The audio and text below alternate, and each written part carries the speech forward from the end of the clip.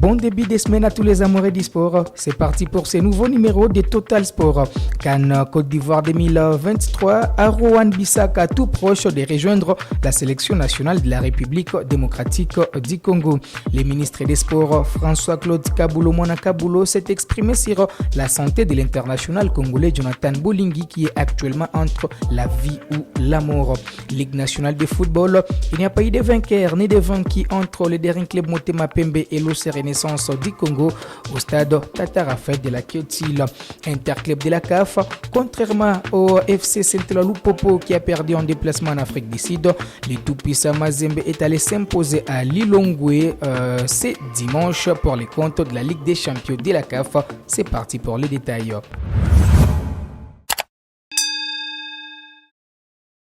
Allez, ouvrons par cette information de la sélection nationale de la RDC.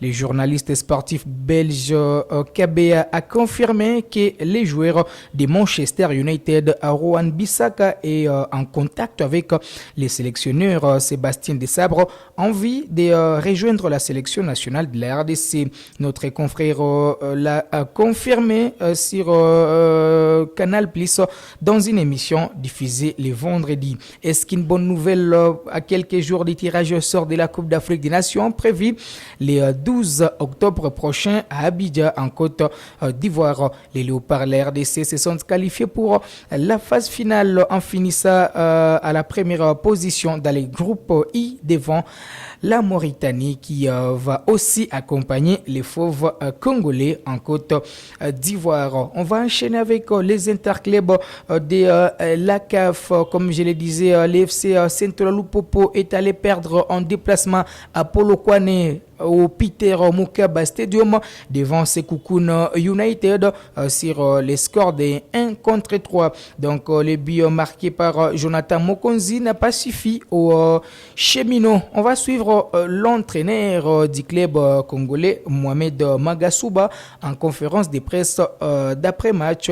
Pour lui, tout va se jouer au match retour à Kinshasa le 1er octobre prochain. De Bola et tout ça, c'est une stratégie. Parce que pour nous, on avait dit sincèrement si on pouvait tenir cette équipe en première mi-temps et que naturellement qu'on allait mettre un peu de la vitesse avec Bola et la rentrée des autres, Thomas Zoto qui est techniquement un peu plus à l'aise, nous avons pensé qu'on pouvait maîtriser le jeu.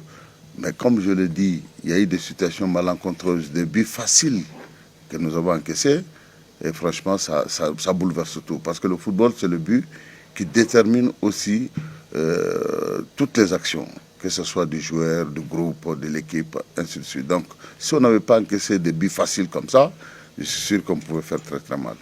On avait la gestion du match en main jusqu'à ce que, malencontreusement, on a commis une faute à un endroit où il ne fallait pas commettre. Et ça a occasionné leur deuxième but. Donc l'équipe a commencé à perdre confiance et par contre l'adversaire a commencé à reprendre le poids de la bête. Et surtout encore, on n'a pas pu se maîtriser lorsque on a eu ce corner-là, malencontreux également. Et on n'a pas pu bien gérer. Et on a encore offert un deuxième but, un troisième but, vraiment facile. À toute chose maintenant qui a débloqué psychologiquement l'adversaire et qui l'a mis vraiment en selle et finalement nous perdons le match. Vous savez, un club de l'Afrique du Sud de première division, c'est quand même déjà un très grand club parce qu'on ne vient pas en première division quand même en Afrique du Sud si on ne sait pas faire quelque chose. Donc ça veut dire que c'est un club qui a ses valeurs. Nous avons bien arrêté les stratégies. Vous avez vu ce coup franc, ce corner malencontreux. C'est un corner malencontreux. Qu'est-ce qu'on peut arrêter contre un corner comme ça? Bon, enfin, normalement, le corner ne devrait même pas être un corner parce qu'il fallait simplement maîtriser les nerfs pour mettre le ballon un peu plus loin du bloc. Et c'était aussi facile que ça. Bon, quand le corner est arrivé également, le petit pimpin de marquage, parce que ça arrive souvent, la distraction. Alors là, on a encaissé le troisième but. Et vous savez, quand on est sur le terrain adverse, vous encaissez déjà 2 buts, c'est-à-dire faciles comme ça donne le moral à l'équipe avec son public, naturellement. Et voilà, c'est ce qui nous est arrivé. Donc, mais, comme on l'a dit, ils ont marqué 3 buts ici. Le match retour, nous en serons aussi capables de marquer 3. Pourquoi pas 4 aussi. Une Coupe d'Afrique reste toujours une Coupe d'Afrique. Ce sont les meilleurs des différents pays qui se rencontrent naturellement. Donc, on ne peut pas comparer ni le volume de jeu, ni l'intensité de jeu, et même les enjeux. Donc, cela explique cela. Alors, pour ce qui concerne les stratégies arrêtées, bon, vous savez, naturellement, on ne désarme pas. Parce qu'en Coupe d'Afrique, on a vu des équipes perdre par 3 buts à 0 et puis gagner par 4-0. Pourquoi pas aller au tir au but et remporter. La Coupe d'Afrique, c'est naturellement le premier match est toujours, c'est vrai, décisif, mais c'est le dernier match plutôt qui est encore plus décisif. Donc, tant qu'il reste 90 minutes, toutes les stratégies seront arrêtées pour que nous puissions aussi faire de notre mieux pour nous qualifier et passer cette étape. Moi, je sais que ce but marqué à l'extérieur vaut de l'or, parce que nous sommes des habitués de la compétition africaine, moi personnellement. 2 buts, rattraper 2 buts, c'est vraiment la chose la plus facile. Mais il faut qu'on travaille. Si c'était 3-0, on pouvait dire franchement c'est difficile. Si c'était 4-1, c'est un peu difficile. Mais 2-0, vous savez, en Coupe d'Afrique, j'ai dit même souvent 3-0, il y en a qui remboursent. Donc nous sommes confiants que, comme il nous reste 90 minutes, nous sommes confiants que nous allons mettre tout en œuvre pour pouvoir passer cette étape, bien qu'elle soit dure pour nous. Allez, c'était les matchs du deuxième tour préliminaire de la Coupe de la Confédération de la CAF. D'une compétition à une autre en Ligue des Champions, le tout-puissant Mazembe est allé s'imposer à Lilongwe devant la formation de Nyassa Big Billet sur les scores d'un but à 0. Une réalisation de Cheikh Fofana. On va suivre ces très beaux buts marqués par les joueurs du tout-puissant Mazembe.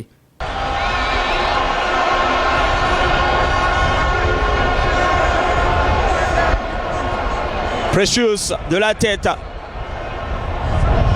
Attention avec ce ballon, il va changer de côté, c'est bien fait avec Cheikh Fofana.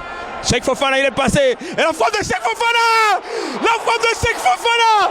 Et l'ouverture du score du TP! La frappe, superbe frappe de Cheikh Fofana! Oh, quel magnifique but! Allez, Jonathan Bolingui est sorti des soins intensifs, rassure le ministre des Sports François-Claude Kaboulou, Mona Kaboulou.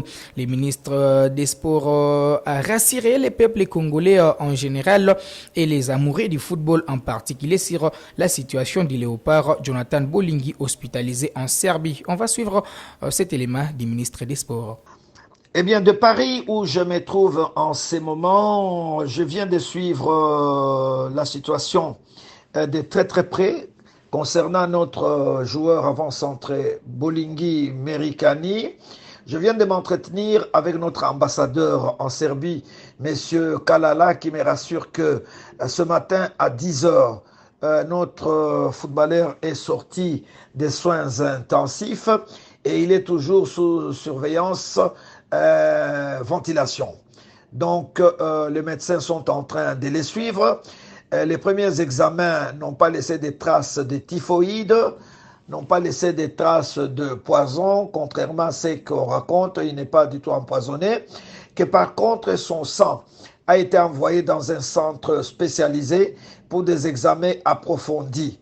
Donc il y a 50% de chances que Merikani et Bolingui s'en sortent et que les soins sont administrés à 80 km de Belgrade. Notre ambassadeur et tous les diplomates sont en train de suivre de près sa situation et que la prise en charge est assurée par son équipe de football. Donc, plus de peur que de mal et tout apparemment se passe bien et il est sous surveillance médicale. Donc, je tenais absolument à rassurer tous les amateurs du football et tous les Congolais que notre international pour le moment, c'est vrai qu'il est en souffrance avec des sondes, mais il a 50% de chances de s'en sortir. Toutefois, la première nouvelle, demain matin, sera annoncé à notre ambassadeur qui, à son tour, va me contacter ici à Paris. Et moi, à mon tour, je vais répercuter les nouvelles sur Kinshasa. Nous mettons la vie de notre footballeur entre les mains de Dieu. Je pense qu'il va l'assister. Ligue nationale de football, il n'y a pas eu de vainqueur ni de vaincu entre les derniers clubs Motema Pembe et l'OC Renaissance ce dimanche au stade Tata Raphaël de Laketil. Les deux équipes se sont séparées sur les scores d'un partout. On va suivre ensemble les résumés de cette rencontre. Le dernier club Motema Pembe et l'Olympique Club Renaissance du Congo. Pour la première fois ici au stade Tata Raphaël, le spectacle est au rendez-vous. Tout à fait, le spectacle est au rendez-vous. Junior Aboukone avec Moussinga Komambo. Le centre de Moussinga, la tête piquée. Après c'est vraiment intéressant. Moussinga Komambo qui accélère. Moussinga, le centre de Moussinga. C'est Boba Chilombo. Bomo Lamigas. Le banc de Bomoula qui traverse cette surface, qui accélère. Attention au Kito. Il va donc trouver Wantete. La frappe de Wantete. Oh, ça passe à côté cette tentative de Wantete Chancel. L'ancien de New Jack. Asen Pongo, l'ancien de Sintolu Popo. Le ballon d'Mpongo, c'est dégagé par Ndunga Liwanda. La balle qui traîne toujours. La Pinda qui dégage. Déjà Vino. C'est intense, non? Là, on revoit un peu plus. Merveilleux, c'est le vent. C'est pas du tout la main. Parce que derrière, il met ses bras derrière. Il n'y a pas du tout. Allez-je dire aussi, il n'a pas le même rythme que ses partenaires. C'était les tirs de Mambebe Glody. La déviation pour Wantete. Wantete, il va donc percer Wantete. Qu'est-ce qu'il est bon? L'intervention des Foloko du Lama. La faute sur Wantete. Et le coup franc à suivre pour la Renaissance du Congo. Ah, c'est Wantete qu'il est bon sur le côté. Il allume la mèche et derrière, il sait exactement ce qu'il faudrait faire lorsque la porte se referme. Ah, qu'il est bon ce Wantete. Regardez, il a tenté un petit pont. Oui, avec ce coup franc de l'Olympique Club Renaissance du Congo. Ils sont maintenant quittés par Wantete Chancel. L'avant-centre des Oranges. L'ancien des New Jack. Wantete qui enchaîne.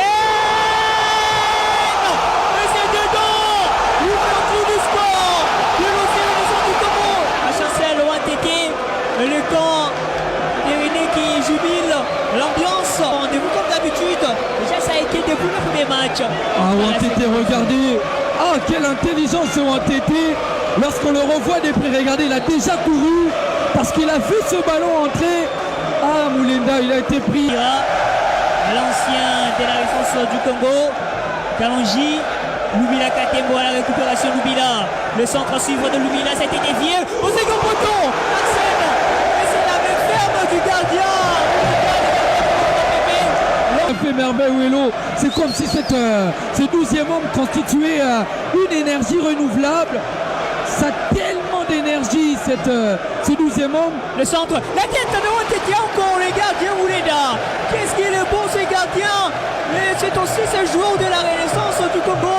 Wantete qui fait bouger cette défense. Incroyable. Wantete, regardez comment il va toucher ce ballon de la tête. Derrière Moulenda qui reste vigilant à la frappe vidéo. Et les Oranges qui haussent le ton ici au stade de Raphaël. Et c'est mythique stade inauguré depuis le 1er juillet 1952 qui accueille pour la première fois ces derbies fratricides. Mateso Makangila, le centre de Mateso Makangila, la tête de Christian Kalapenas, Junior Aboukone. Oh là là, le gardien qui va boxer la balle, qui va enchaîner. Le tic de Wantete, c'est trop forcé. Wantete s'en charge. Les ballons de Junior Aboukone, la tête. Oh là là, la barre.